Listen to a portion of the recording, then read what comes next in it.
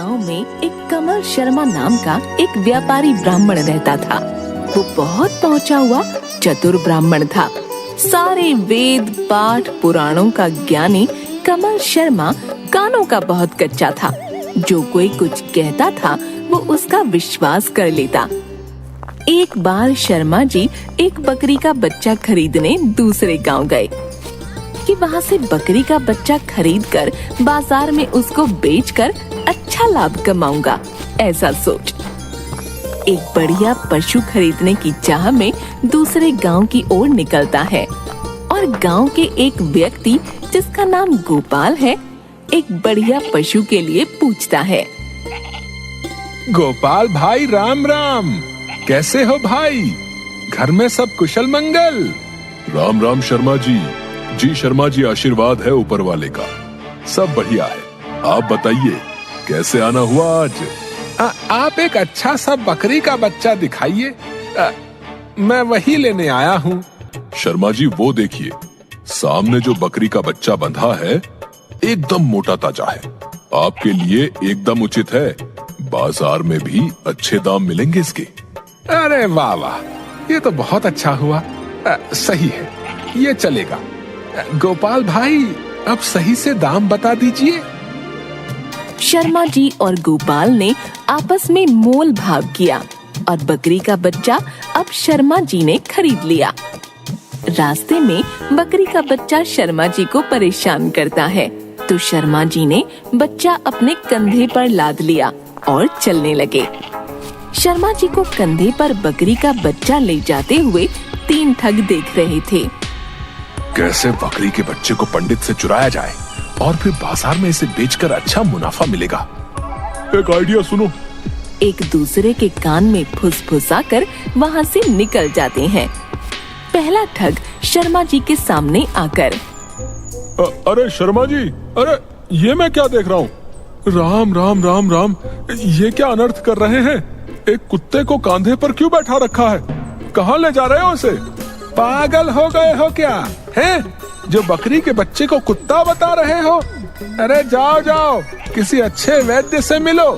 नाराज क्यों होते हो शर्मा जी? आपकी मर्जी, कुत्ते को बकरी समझकर ले जाओ जहाँ ले जाना चाहते। मुझे क्या करना है? मैंने तो सोचा आपका धर्म भ्रष्ट ना हो तो बता दिया। शर्मा जी गुस्से में वहाँ से निकलते हैं। थोड़ी दूर जाने पर उन्हें दूसरा ठग मिलता है जो कहता है, अरे शर्मा जी, क्या हो गया इस कुत्ते को? कैसे मर गया ये? बहुत बुरा हुआ, बहुत ही बुरा। अरे तुम सबका दिमाग खराब है क्या? हैं? अनाप शनाप कुछ भी बके जा रहे हो? हटो मेरे रास्ते से, जाने दो मुझे। शर्मा जी वहाँ से भी गुस्से में तिल मिलाते हुए आगे बढ़ते हैं, लेकिन मन में सोचते हैं कि कहीं बकरी के बच्चे में कोई छलावा तो नहीं, जो अलग अलग लोगों को ये अलग अलग नजर आ रहा है। कुछ गड़बड़ लग रही है। राम राम राम राम। इतने में तीसरा ठग सामने आ जाता है और बोलता है, राम राम शर्मा जी, कैसे हैं आप? बहुत दिनों बाद दर्शन हुए। राम राम, बहुत बढ़िया। इस बाजार की तरफ जा रहा था, कुछ बेवकूफ लोग मेरे कंधे पर रखे इस बकरी के बच्चे को कुत्ता बता रहे हैं और कुछ मरा हुआ कुत्ता। पता नहीं क्या हो गया है सबको, दिमाग खराब है उनका। मरा हुआ कहाँ है? ये भेड़ का बच्चा अच्छा खासा दिख रहा है। भेड़ का बच्चा? अरे भाई ये बकरी का बच्चा है, बकरी का। शर्मा जी कैसी बातें कर रहे हैं आप? हैं? भेड़ के बच्चे को भेड़ का ही बोलूंगा ना। मुझे भी एक भेड़ का बच्चा खरीदना है। अगर आप चाहो तो अच्छा दाम दे दूंगा, 300 रुपए दूंगा और मुझे बेच दो इसे अभी एकदम नगद। अरे इस छलावे का बाजार में पता नहीं क्या मोल मिले। यहाँ जो मिल रहा है बेच देता हूँ। हाँ हाँ ठीक है भाई, आप ले जाओ इसे, 300 रुपए दे दीजिए। ठग कमल शर्मा को 300 रुपये देता है। 300 रुपये लेकर कमल शर्मा वहाँ से निकल जाता है और तीनों ठग इकट्ठे होकर बाजार की तरफ निकलते हैं। उधर कमल शर्मा को लग रहा था कि कुछ न कुछ गड़बड़ तो जरूर है। वो इसका पता लगाने के लिए उनके पीछे बाजार में आता है। वहाँ देखकर वह हैरान हो जाता है कि वो तीनों आदमी साथ हैं और उन्होंने बकरी के बच्चे को मोटे भाव में बाजार में बेचा।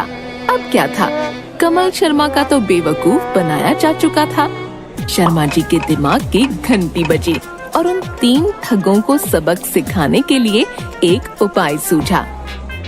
एक कपड़े की दुकान पर जाकर दुकानदार से कुछ बात करके और कुछ पैसे देकर वह वहां से निकलता है और उसके बाद एक ढाबे पर भी ढाबे वाले से कुछ बात करता है और कुछ पैसे देकर निकलता है। अगले दिन उन 3 ठगों के सामने से कमल शर्मा हाथ में एक लोटा लेकर जाते हुए इतने में तीसरा ठग सामने आ जाता है और बोलता है, अरे शर्मा जी, आप कहाँ चल दिए? अरे भाई, कैसे हो आप? किसी जरूरी काम से जा रहा हूँ, बस ढाबे पर खाना खाऊंगा फिर निकलना होगा। बाजार जा रहा हूँ इस लोटे को बेचने। अरे शर्मा जी, इस लोटे को कौन लेगा भला? ये कोई ऐसा वैसा लोटा नहीं है, हमारा पुश्तैनी जादुई लोटा है। आओ, मैं तुम तीनों को आज इस लोटे के जादुई पानी के बारे में बताता हूँ। आओ। तीनों ठग शर्मा जी के साथ उनके पीछे ढाबे पर चले गए। शर्मा जी ने वहाँ पर खुद भी खाना खाया और उन तीनों को भी खूब खिलाया और उसके बाद ढाबे वाला शर्मा जी से 450 रुपए हो गए सबके। शर्मा जी ने अपने लोटे से पानी लिया और ढाबे वाले के ऊपर छिड़क दिया और कहा, हे जादुई लोटे के जादुई पानी, चल दिखा अपना कमाल। इतना बोलने के बाद ढाबे वाले ने अपनी जेब में हाथ डाला और उसके पास जेब में पैसे थे। ये सब देखकर तीनों ठग हैरान हो गए और सोचने लगे, बस किसी तरह ये जादुई लोटा हाथ लग जाए। उसके बाद शर्मा जी कपड़ों की दुकान पर गए और अपने लिए कपड़े लिए, फिर पैसे न देकर अपने जादुई लोटे का कमाल दिखाया। इस बार तीनों ठगों को विश्वास हो गया कि लोटा सच में जादुई है। कमल शर्मा जी, आप इस लोटे को हमें ही बेच दीजिए, हम आपको इसकी अच्छी कीमत देने को तैयार हैं। पूरे 2500 रुपए देंगे आपको। अरे भाई, 2500 में तो बिल्कुल नहीं, 5000 से एक आना कम नहीं लूंगा। हाँ, कम से कम 5000 तो चाहिए। तीनों ठग आपस में सलाह करते हैं और 5000 देने को राजी हो जाते हैं।